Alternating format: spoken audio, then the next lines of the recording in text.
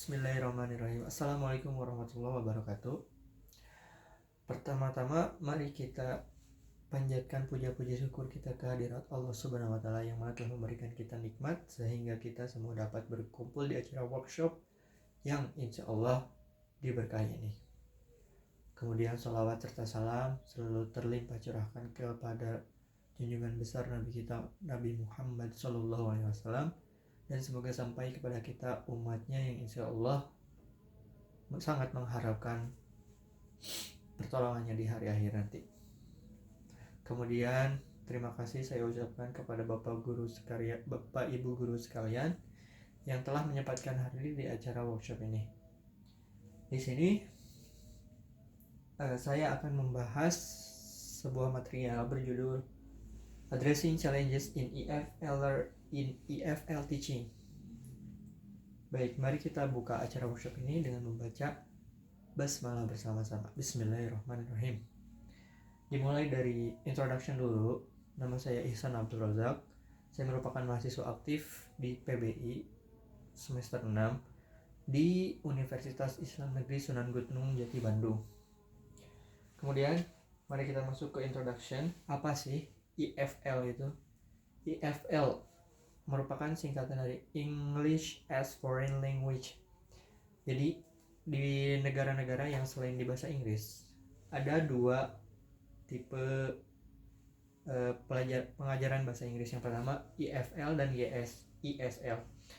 EFL seperti yang saya bilang, English as Foreign Language, dan ESL, English as Second Language. Bedanya apa? Bedanya di tempat atau di derajatnya bahasa Inggris. Kalau EFL itu merupakan sebagai bahasa asing, kalau ESL merupakan bahasa kedua dari suatu negara. Jadi kalau ESL itu lebih banyak si rakyat suatu negara itu yang bisa ngomong bahasa Inggrisnya. Kalau EFL tergantung orangnya. Nah, di sini saya akan membahas challenges atau tantangan, di mana tantangan ini hampir ada di setiap pengajaran bahasa Inggris, khususnya di EFL, English as Foreign Language, atau di negara kita. Kemudian apa sih tujuan dari workshop ini?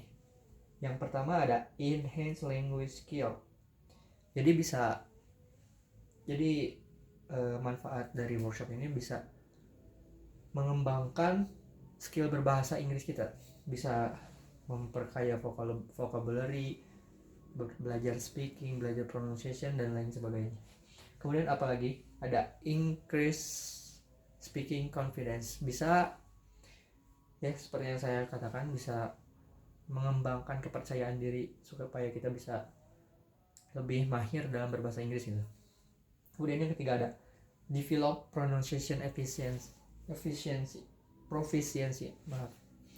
bisa meningkatkan profisiensi pengucapan kita ya dari latihan speaking itu.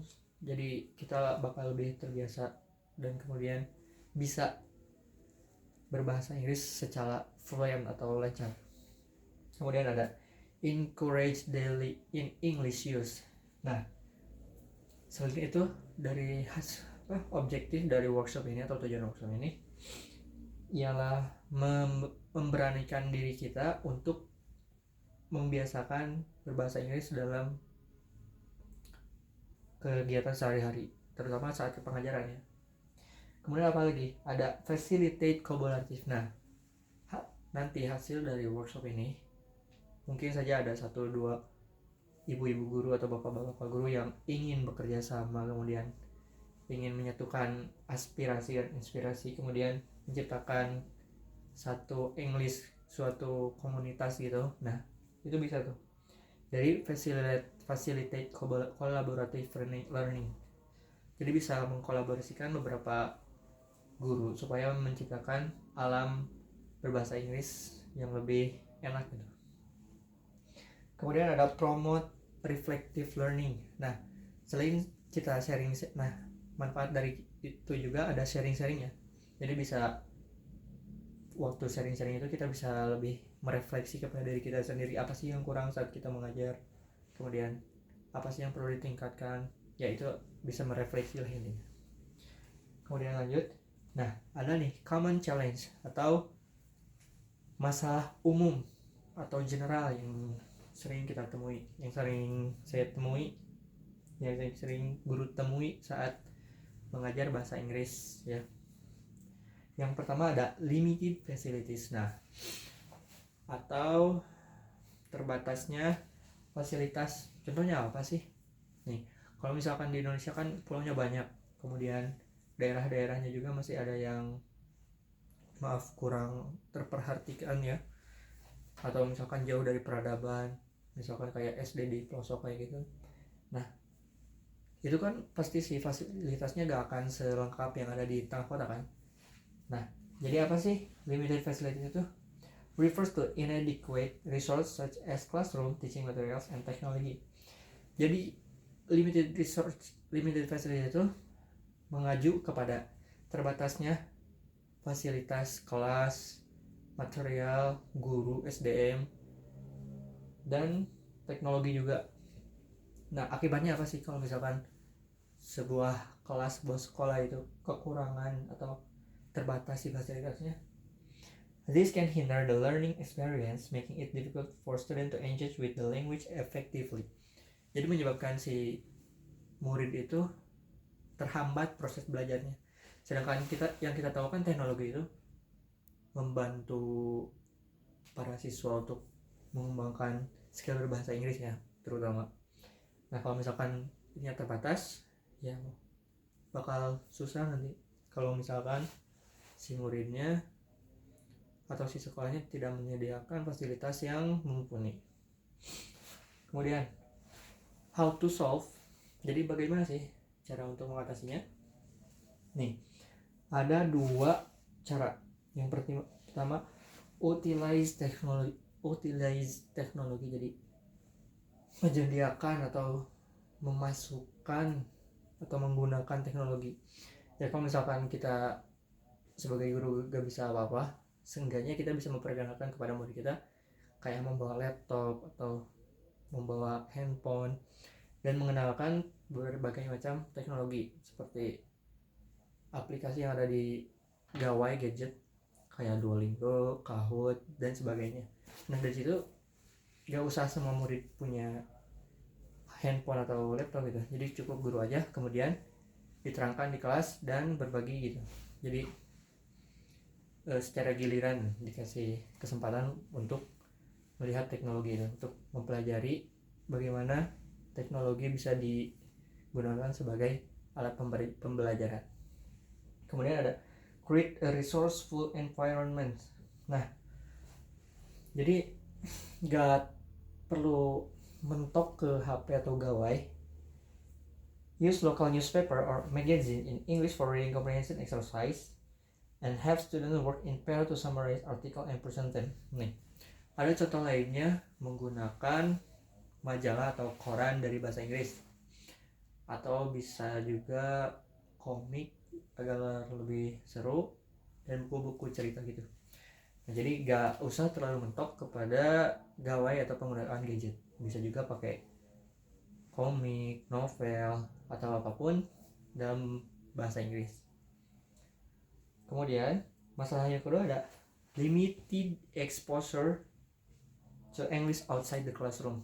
Jadi terbatasnya exposure kepada penggunaan bahasa Inggris di luar kelas. Jadi kalau misalkan contoh di Indonesia di sekolah yang jauh dari perkotaan, yang mayoritas lingkungannya itu menganggap bahasa Inggris itu tidak penting. Contohnya yang hidup di sebuah pedesaan, mereka tentunya lebih jarang menghadapi aktivitas globalisasi, kayak jarang menggunakan gadget atau jarang menggunakan ya media sosial kayak gitu. Jadi mereka mikirin tuh udahlah yang penting bisa bekerja di sekitaran rumah gitu, kayak misalkan bertani atau berkebun kayak gitu. Itu memang tidak salah, tapi itu menyebabkan si student ini merasa terbatas, jadi gak bisa mengeksplor bahasa Inggris lebih jauh, jadi kayak menghambat ketertarikan mereka terhadap bahasa Inggris gitu. Kemudian apa sih ininya, few opportunities to practice English in real life situations such as through media social interaction or travel. Nah, ini juga didefinisikan sebagai jarangnya mereka melakukan interaksi atau melakukan suatu hal dalam berbahasa Inggris gitu. Apa sih efeknya? This restricts students' ability to hear and use the language naturally, affecting fluency and comprehension. Jadi bisa menyebabkan si student ini ketinggalan zaman gitu. Sedangkan era globalisasi ini kan pasti gitu dimulainya dari negara barat yang menggunakan bahasa Inggris gitu. Jadi mereka tuh bakal lebih terhambat untuk mengikuti perkembangan zaman. Ya, efeknya apa? Kayak buta teknologi kayak gitu. Kemudian apa sih solusinya? How to solve? Ada 2 cara. Yaitu yang pertama, encourage English use in daily life and organize English clubs or conversation partners. Nah, jadi gimana sih cara meningkatkan ketertarikan mereka belajar bahasa Inggris? Ada 2 cara, yaitu memberanikan membuat mereka percaya diri untuk menggunakan bahasa Inggris di daily life. Ya mungkin itu terdengar susah, tapi bisa diimplementasikan apabila seorang siswa itu mampu atau berkeinginan kuat untuk belajar bahasa Inggris. Kemudian yang kedua ada organize English clubs. Jadi kita sebagai guru itu bisa mengorganisir siswa-siswa yang tertarik bahasa Inggris itu, membuatkan suatu klub bahasa Inggris club gitu. Jadi mereka itu gak akan asing sama yang namanya orang ngomong bahasa Inggris gitu. Kemudian masalah yang ketiga ada difficulty with speaking and pronunciations. Kesulitan berbicara dan pelafalan bahasa Inggris. Apa sih challenge efeknya apa sih? This can lead to communication barriers, making students hesitant to speak and participate in conversations. Jadi efeknya itu mereka akan lebih susah ngomong bahasa Inggris, lebih malu karena mereka kesusahan speaking sama pronounce-nya. Terus apa sih yang bisa kita guru lakukan? Ada 2. Yang pertama, focus on pronunciation instructions, kemudian use multimedia resources. Nah, di focus on pronunciation, jadi fokus kepada instruksi pronunciation ini ada 2 cara juga. Hold weekly pronunciation practice session using songs or film dialogues and break down difficult sounds and use repetition technique. Jadi cara agar mereka dapat membiasakan atau menetralisir kesulitan mereka dalam speaking dan pronunciation itu bisa lewat musik dan movie.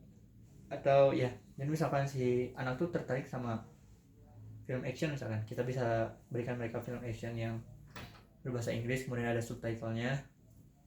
Nah, jadi si murid itu akan lebih terbiasa buat ngomong bahasa Inggris, kayak bisa menganalisis kata-kata apa sih yang gimana sih ini pronounce-nya. Kemudian lewat musik juga sama ya. Nah, kemudian ada use multimedia resources, incorporating English language movies or series with subtitles, facilitate discussion about plots and character in English. Nah, jadi caranya itu dari si movie yang kita tonton tadi, jangan dibiarkan mereka cuma nonton aja gitu, tapi harus ada aktivitas pembelajarannya kayak menganalisis karakter. Terus misalkan si subtitlenya jangan terlalu full, jadi misalkan ada fill in the blank kayak gitu kalau misalkan di menggunakan media musik gitu. Nah, kemudian ada juga lack of confidence atau kekurangan kepercayaan diri. Nah, ini kayaknya mencakup semua aspek ya. Soalnya kan yang tadi ada difficult in speaking and pronunciation, kemudian ada kurangnya exposure terhadap bahasa Inggris, itu mungkin karena lack of confidence atau kekurangan kepercayaan diri.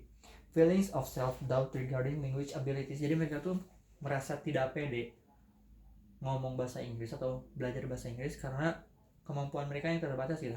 Padahal kan kemampuan itu diperoleh bukan kayak mukjizat tapi dipelajari kayak gitu.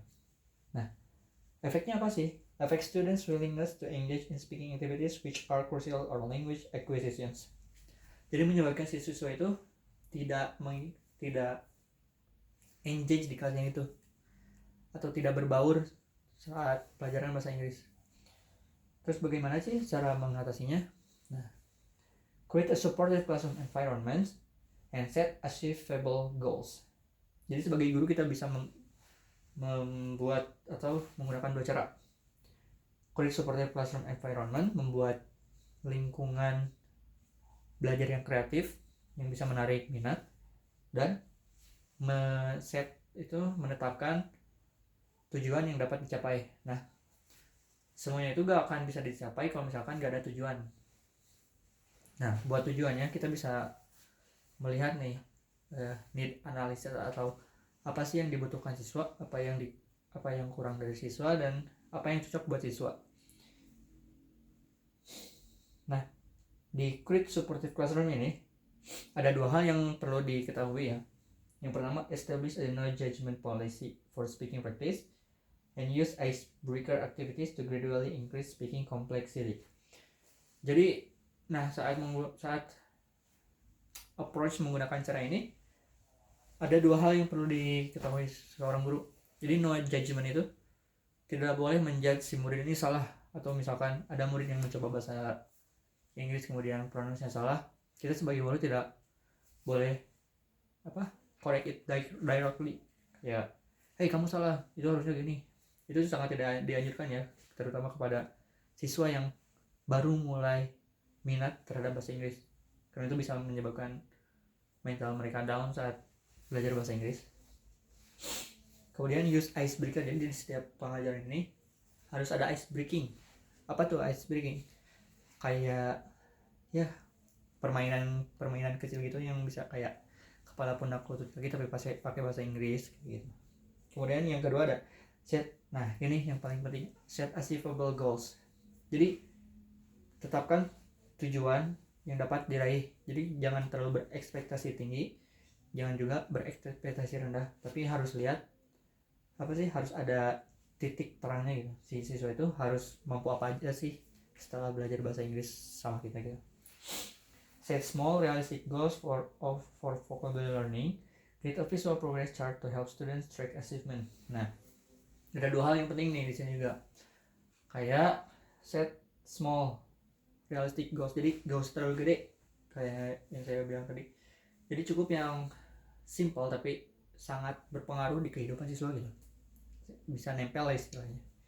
Kemudian yang kedua ada create a visual progress so they can track the achievement. Jadi kayak nerapin sistem reward punishment gitu, kayak bintang atau apa setiap mereka beres ngerjain. Nah, jadi mereka itu bisa nge-track atau bisa mengetahui seberapa jauh sih perkembangan mereka belajar bahasa Inggris. Ya itu juga imbasnya kepada kita juga sebagai guru bisa tahu seberapa efektif pengajaran yang kita ajarkan gitu. Kemudian ya masuk ke break time, free memory. Kemudian ada Q&A session, free memory. Nah, kita masuk ke summary and recap. Jadi semua workshop ini membahas tentang challenge yang sering dihadapi para guru saat mengajar di kelas bahasa Inggris, terutama di Indonesia. Dan isi dari workshop ini memberikan guru pencerahan atau strategi bagaimana menghadapi mereka, bagaimana strategi menghadapi mereka. Kemudian selain itu, dari hasil workshop ini kita semua dapat merefleksikan bagaimana cara mengajar kita, apa sih yang kurang, apa yang lebih, kayak gitu. Ya, I think that's all from me. Wassalamualaikum warahmatullahi wabarakatuh. Kemudian mari kita tutup acara workshop ini dengan mengucapkan alhamdulillah bersama-sama. Alhamdulillahirabbil alamin. Terima kasih semuanya.